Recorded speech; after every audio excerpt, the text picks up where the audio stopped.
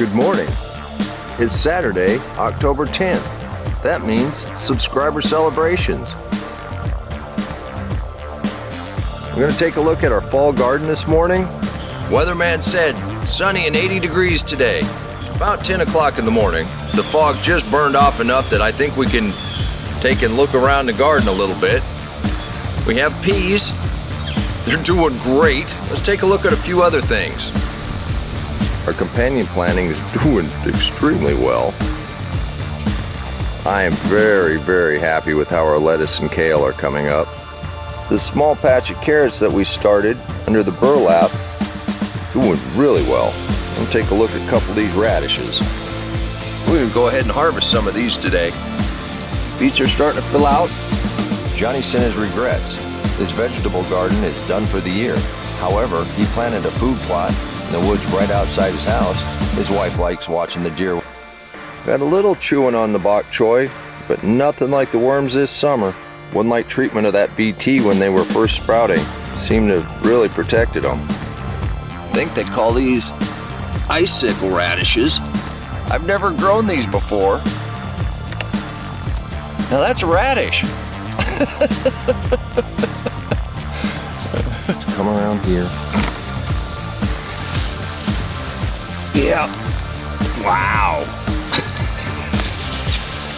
That is great. Bear's still getting a nice amount of fall tomatoes. Those are beautiful, Bear. The race is on to see how big this last batch of beets gets before it does frost. I'm thinking this week we're going to take this cabbage and this cabbage and a couple of these smaller ones and a bunch of the green tomatoes. And we're going to make some chow chow.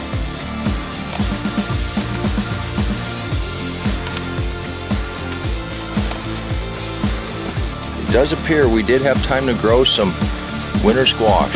Art still has a few things that'll produce right up until the frost, but he's looking towards next spring already. Art has just added the greenhouse. He intends to use it to start and harden off plants so he gets a little jump on the spring. And then there's this. Look at that, yard cleanup and garden mulch made easy. And just as the fog lifts, the bees start showing up. All three of these fall plants are producing nicely. Warning, do not try this at home. All safety precautions were taken.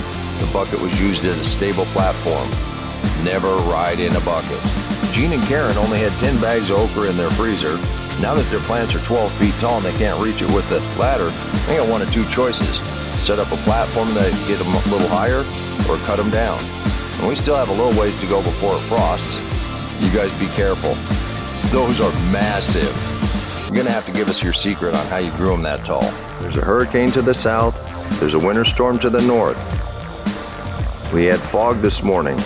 And then I went and badmouthed our weatherman, and the sun came out. Go figure. Summer is over, and winter is quickly approaching.